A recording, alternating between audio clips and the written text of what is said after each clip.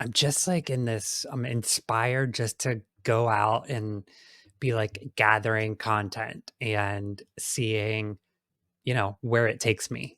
My idea for that show has already evolved in the 4 days that I've, been working on it. So to your point, getting out there, gathering content, seeing what I'm comfortable with and like how it evolves into a final product.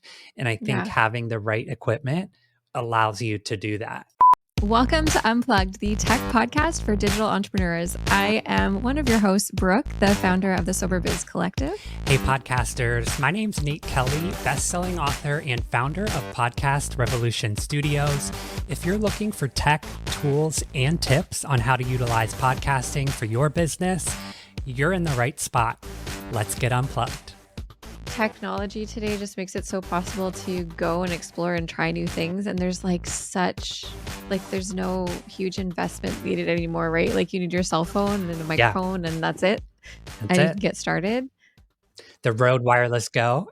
Yeah, that's right. Yeah. That's what I'm probably going to use. I've been, of course, researching, which is like another side of things where I'm like, oh, I could put together like mobile kits for people that Yes. are interested in doing the same thing, or even just vloggers or content creators.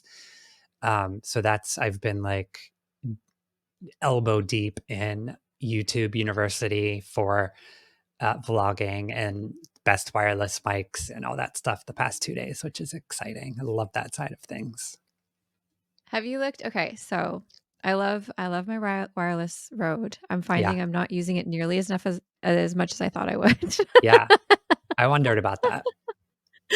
Um, it's a bit of a like it plugs into your phone in the bottom, and so it's hanging. So I'm looking at getting like a cage for my phone so that I can connect all the wires and everything and the clip to it. Um, So for my phone, I'm not using it as much. It's really great with my camera because it just sits right on the top there. So I don't have this like receiver dangling, just doing Yeah. nothing. Buy your a dongle Yeah. receiver. Yeah. So I'm looking at getting an accessories kind of grip for my phone so that I can put microphone on there and a light even and stuff so I can do more stuff on the go as well. I think yeah, I think that'd be so much fun. I did look into a couple of different mics. I'm not gonna purchase another one at this time because I'm still paying off that purchase, but Yeah. Yeah. the Yeah. DJI That's what I'm looking at. The has DJI. been yeah, Yes. It's a everywhere. lot of people are loving it, and apparently it's way more ready to go when it comes to using it on your cell phone or Yes, the connectivity is kind of seamless. The Bluetooth being able to attach to different devices. It has, which I'm pretty sure the Rode does too, an internal recorder. So yeah. each transmitter is like internally recording. So you have kind of that backup as well, even if you are connected to your phone, which I thought but yeah, I've been watching all of these Rode Wireless Go versus DJI. And honestly, DJI has been coming out on top for a lot of these tech influencers that are, pitting one against the other. So I think that might be Mhm. the route that I go. I think you should, and then we can compare because Exactly. we'll have Yeah. both of them. I might also invest in that purchase someday. Like, literally I had it in my Amazon cart, and I was Yeah. ready to go with it, and then they didn't have any. It was out of stock 'cause Canada, and, and so I didn't end up purchasing it, and then Rode sent me this beautiful brand new, uh, system for free, Yeah. and I was just like, "Well, now I just love you. I love you so Yeah. much. I'm gonna buy your Yeah. microphones, obviously." Yeah. There's a bit more versatility. I will say you mentioned kind of the rig holder for, a light or a microphone. Small rig Mm. makes a really great kind of box in different sizes and with different attachments. So check out the small rig before you make a purchase. I will check that out. I'm just like in this, I'm inspired just to go out and be like gathering content and seeing where it takes me. My idea for that show has already evolved in the 4 days that I've, been working on it. So to your point, getting out there, gathering content, seeing what I'm comfortable with and like how it evolves into a final product. And I think Yeah. having the right equipment allows you to do that. And that's one thing I went back and forth on is creating this like kit of more traditional podcasting equipment with like the recorder and the wired mics with, XLR cords where I know that I'll get that kind of tried and true podcast sound, but I would Mhm. be limited in mobility and activities, or going for the wireless system where the quality's still great. Yeah. You might have some cutouts here and there, some peaking, but it just affords you so many more opportunities to go out and explore the world, damn it, Yeah. and, get some, inspiration from Yeah. the world around you. Well, it allows you to be more spontaneous too, because you don't have to That's plan right. all this stuff you need to bring with you, and do you have enough batteries? And you know what I mean? Like Right. you can just have it with you on the go. I have the Rode wireless Go 2 in my purse, so if at any time exciting things are happening and I want to pull it out and go for it, I do need to get that stick thing that I can attach it to Yeah. because I Yeah. just feel more authoritative when I'm holding something with a handle rather Right. than a tiny little square. Yeah. I And thought about that too because depending on who you're talking to, they may not, like, understand the whole, you know, plosives and where to hold your mic, and yeah. that's, like, a whole different conversation that may kill the mood. So anything that kind of puts it where it should be, or even if you're holding it for them to kind of secure that audio quality, I think, you know, you don't want to be thinking about that the whole time you're talking to them. Yes. Yeah. And what I did find with the Rode Wireless Go 2 is having it clipped on, I don't get as good of an audio of a sound as I do when I have it kind of held out just in front of me and a little bit lower. Um, Right. just because of where the mic is, you sound a little bit more muffled when you have it attached to your person. And I mean, that's any mic, right?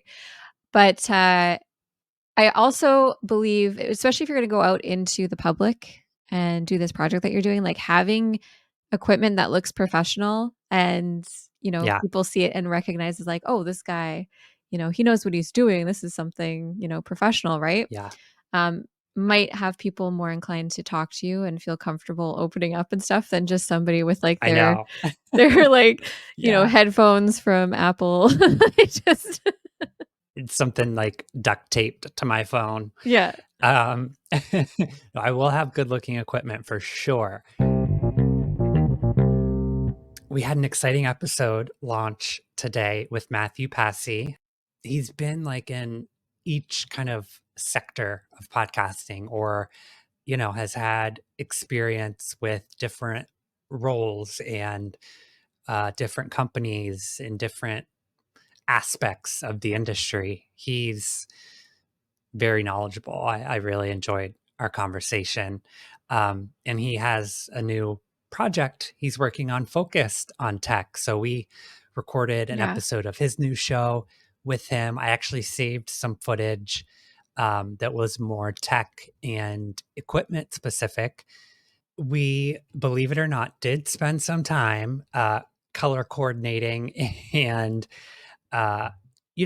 focusing on our studio setup and kind of making them look similar, which I think we did a great job on, but we use very different equipment. Brooke, you mentioned now actually using your phone for your camera, but I know you use your MacBook as Mhm. well. Do you want to start things off? Kind of run down your studio setup?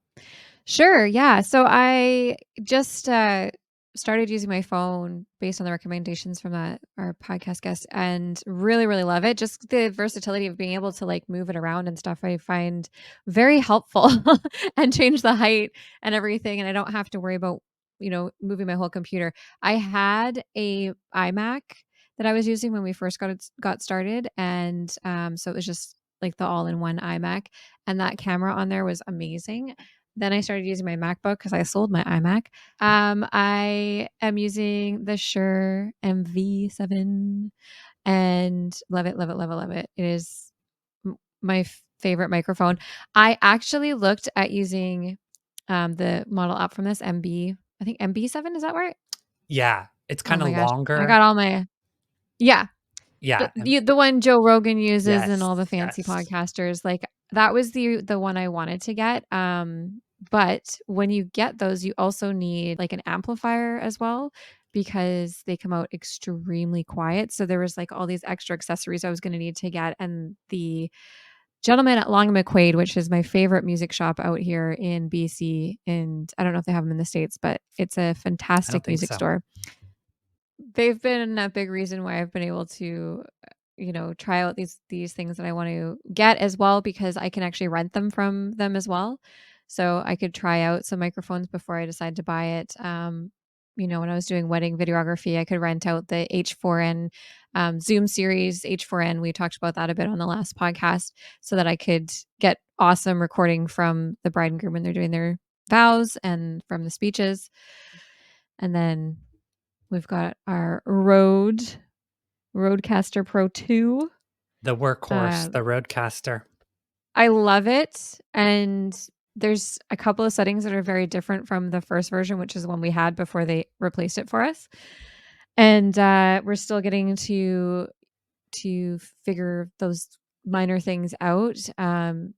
I've had to unplug from there doing podcasting because I was getting some feedback. There's a couple of settings that need to get changed, so I think one of these episodes, after I've figured out exactly all the things you need to know about the Rodecaster 2, Yes, we should kinda dive into it just so people yes. can save the headache that we're going through, I agree, yeah. making sure we know how to use it. Do you find sometimes it's overwhelming? Like, do you just sometimes just plug your mic into the computer and say, "Screw it"? Like, is it a lot of stuff? Yeah. Lately, Yeah, I've definitely been doing that, just it's so much easier just to plug into the computer, and thank God with this microphone, they have that option, like, I can go XLR, I can plug it right into my computer, and it's really, really easy. I was able to do that, like, 5 minutes into recording with our last guest. yeah. I made that switch, it happened very quick, and seamlessly. So, one of the thing the Rodecaster 2 or Rodecaster in general was really great for is I used to do shows on Clubhouse and What happened to on Instagram. We Clubhouse? Is it still, like I don't know. are there still groups and meetings and stuff? I don't know. Kinda I have disappeared. no idea. It was, like, hot the hottest Yeah, in, I like, think 2020, it 2021. was. Yeah, it came in hot and fizzled. Yeah, maybe it was just that era when everyone was at home and looking for Yeah. company. Yeah, I think so.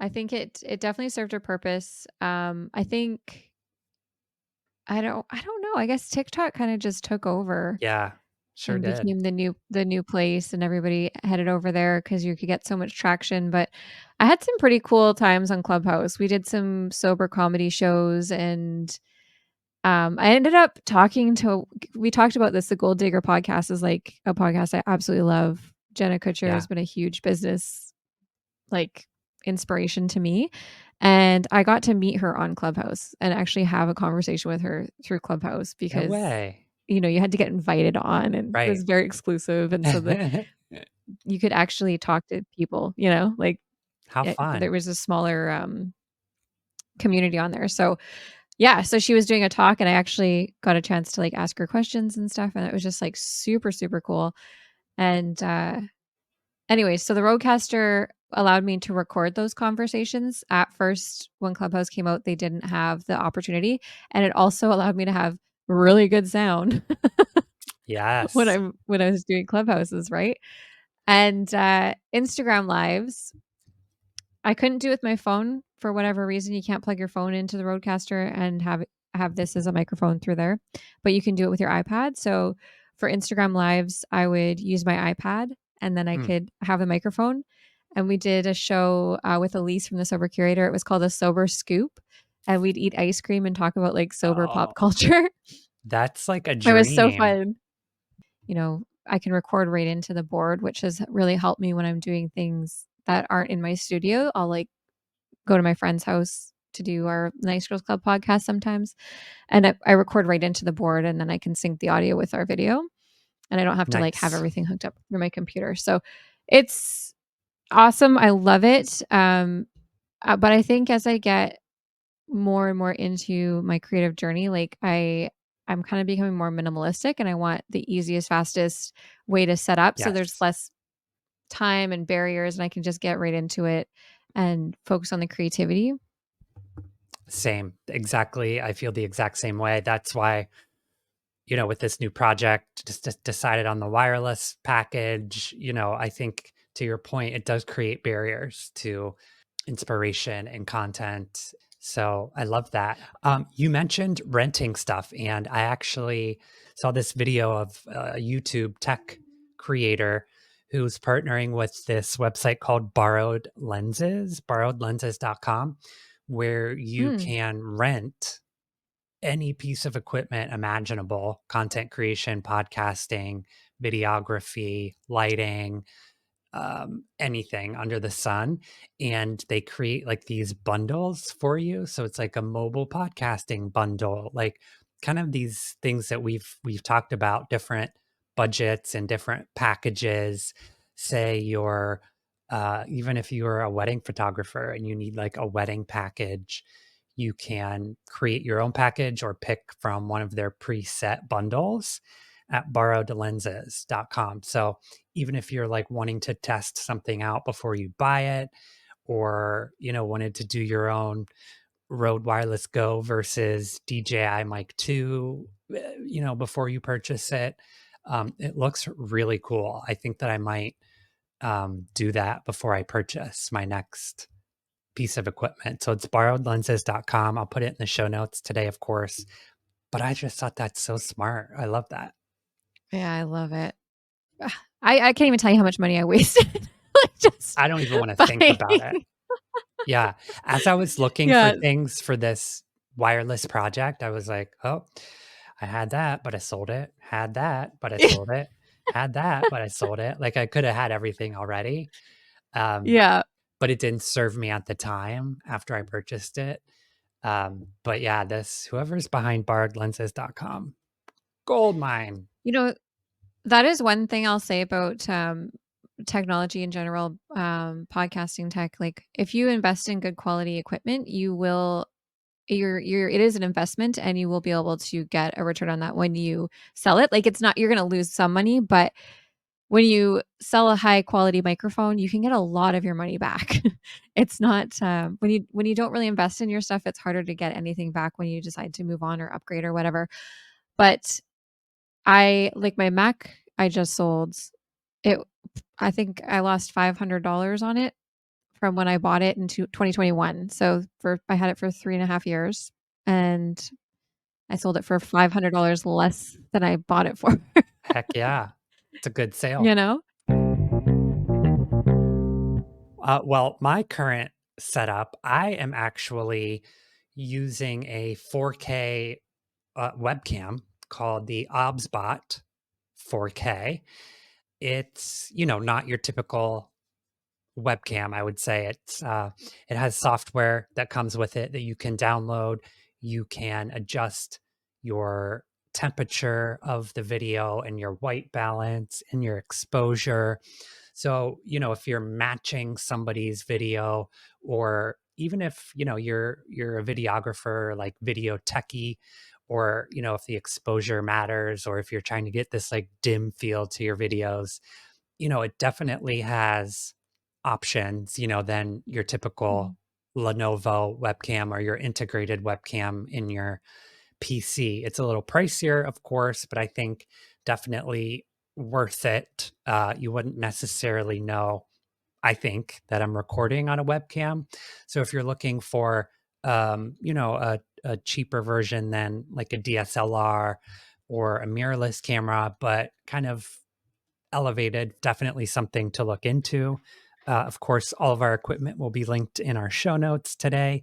Um, I the mic that I'm currently using is the Rode Pod Mic USB. They actually not just, maybe a year ago, upgraded the original Pod Mic, which was huge because now it has the USB option as well. And Brooke, to your point, I think the SM7B, the big daddy that the big podcasters use, is XLR only. So another advantage of the version that you have, and an advantage of Mhm. the Rode Pod mic that I'm using here. I think for beginners, even for seasoned podcasters, having that capability to use both is so universal.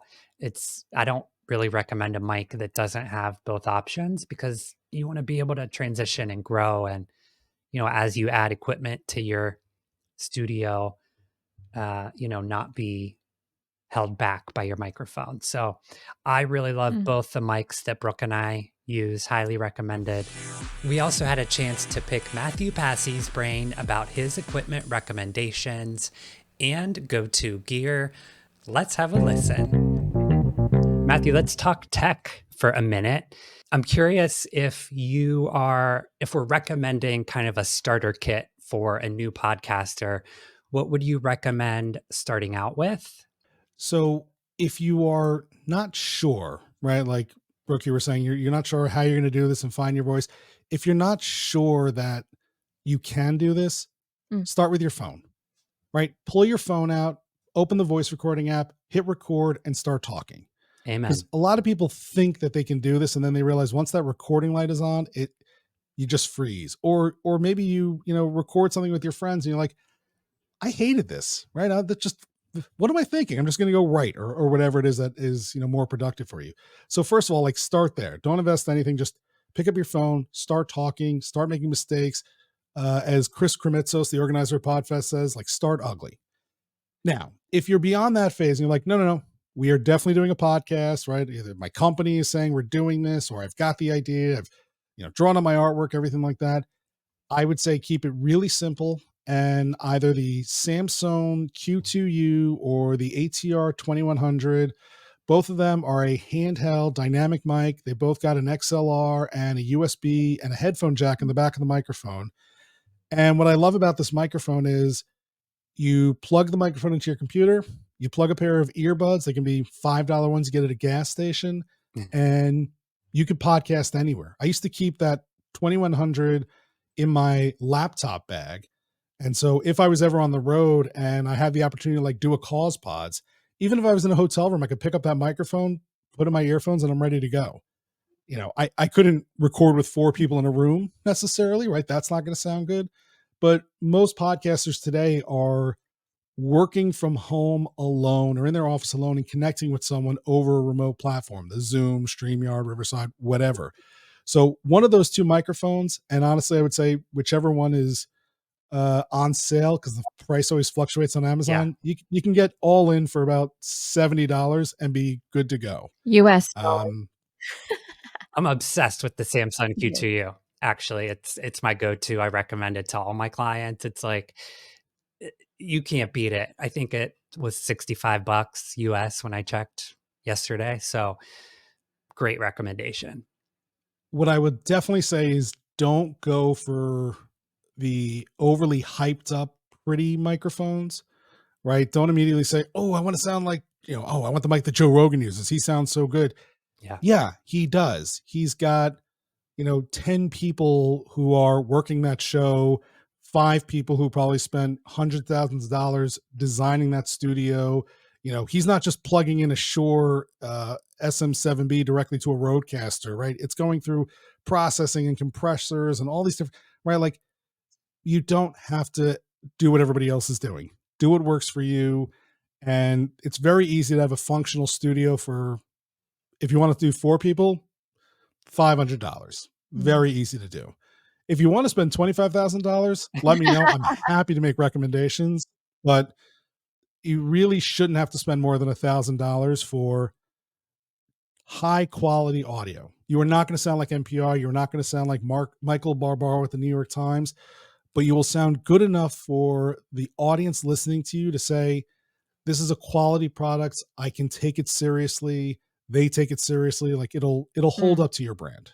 I love that so much. We just started a podcast with me and my friends. We were applying for a grant right now, but I found 3 microphones for $45 off of Facebook Marketplace, and I'm using them, and, like, I have a nice mic as well, but those are working just fine. Like, for what we're doing, we're just having fun, we're laughing into it. It's doing a great job, and I can have 3 of them, so I can have multiple people, so I love that. Just, start where you can start, right? And get into it. What are you excited about in the tech space, the podcast tech space? Is there anything coming up that you're like, "Oh my gosh, this is gonna be a game changer," or new equipment that you just are really got your eye on? I mean, there's lots of equipment that I have my eye on, and part of the reason why I'm doing podcasting tech is I couldn't justify buying podcast equipment anymore after selling the So true. business, and I want to. Yeah. Uh, I think I think some of the stuff that Rode is doing, right? The Rodecaster Pro, which Brooke, I see you have on your desk there. I still have the original one on my desk.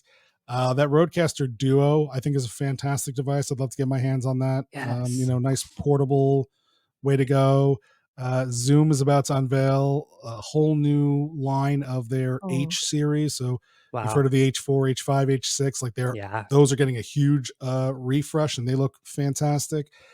I'm more excited about updates coming in the Mhm. video world. I think for high quality video, it's hard to do that on a budget. It is hard to get video that doesn't feel cheap without spending thousands and thousands of dollars. So And I think true. but I think we're coming up on a point soon where that's going to be possible. I think some of the folks who work in the video space, they see the demand out there, and I think some of that stuff is coming down the pike. Uh, that's my hope, and I also think more simplified setups are another thing that to look forward to. Without giving away too much, that's something that we're also focusing on. Is like, how do we make podcasting as easy as possible, but give you everything you need? So that's a place where I'd like to see things improve and get better. Have you seen the Zoom recorder that has the camera attached to it? I have. It's like a Zoom It Q8 or something Yeah, like that. yeah, exactly. It Yeah, just looks I don't see it advertised or, like, the popularity as much as, like, the H series, but I'm curious if they're, upgrading that as well to kind of have an all-in-one option. I think the problem, and I say problem very loosely because it's a fantastic device, but I think the issue that I was having with something like that is it's once you have one camera, you quickly want three cameras, Yeah, yeah. right? Like it's hard to do something highly successful in video with just one single Mhm. shot because editing can be very tricky and look a little ridiculous. Um, and then, right, the idea of 4K, like a lot of places say, like, oh, 4K camera, but it's really only 4K with this one setting, and then the batteries last about 6 minutes. Yep. Uh, so I think I'd have to look a little bit more into this. I think this actually, the one that you're talking about right now, this might be a little bit newer than what I was thinking of. There was another Zoom camera they put out there that had some built-in XLR ports into it. Yeah. This looks like it's just a 4K camera, so this might even be a better option. Oh, I started my career in creating in a documentary filmmaking class and then moved into wedding videography and stuff. So I'm obsessed with film. I love it so much. I have one kind of nice camera, but I've been working on that podcast right now. And it's like, I got the Canon RP because it's kind of a really entry level full frame camera. And I didn't want to spend a whole bunch of money. But the autofocus is very finicky, and I find, like, one of us is always out of focus, so even if I try and, like, crop it and, like, shift faces, like, one of us is blurry, it's just the most frustrating. So, applying for the grant, it's like 90% of it is just video equipment, you know, to get, like, 3 cameras going. Well, and then once you start on video, then you've also got to invest in lights, right? Like you can't just throw Yeah. video out there. Um, that being said, when it comes to video, if we talked about what's an entry level microphone, entry level camera. I was using a Logitech Brio for years. That's the 4K webcam USB. I would tout it all the time. And the other day, I was chatting with someone. He's like, yeah, for someone starting out, I'd say use your iPhone continuity camera. I was like, huh, like I'd heard of it, but I never really thought about it. I did it once, and now that's my camera, right? Until I go out there and invest in like a mirrorless DSLR camera or something like that. That's what I'm using today. I've just got my iPhone propped up here and using that as the input, and it's great. Partially, obviously the lenses are good, right? We're up to iPhone 400, so they keep improving everything. But also all the features in it to kind of auto focus, auto white balance, auto, right, like all that stuff. If you don't know what you're doing, you can't do better. Brooke, what are you using? For my camera, it's a MacBook Pro, actually. It's just the built-in camera on it. Yeah, and I've got Oh, two okay. Elgato lights, which have changed the way my camera in my computer looks completely. So good lighting, very, very important if you're Nice. not investing in a high quality camera that's going to be good in low light. Yeah. I mean, I think it's important to have video content, and I think you can get away with cheaper video Mhm. these days. But once you start to invest, there's no cheap investment in video, right? Once you spend a few $100, you're spending a few $1,000 very easily. Yeah, I'm about $1,000 in right now. Actually, that's not true. It's about 1,500. Thanks so much for hanging out today. Make sure you subscribe to us on YouTube for all of our video content at Unplugged Tech Pod. And join us in our Facebook group, facebook.com/group/unplugged podcast. Also, make sure to throw us a 5-star review if you are finding this content valuable for you and your digital business. We accept all forms of reviews: Apple Podcast, Spotify follows, YouTube, telling your grandmother about us. And make sure to share the episode with one person in your life who may find it valuable. And we'll see you next time on Unplugged. I think it's good enough, and we're just going to keep getting better.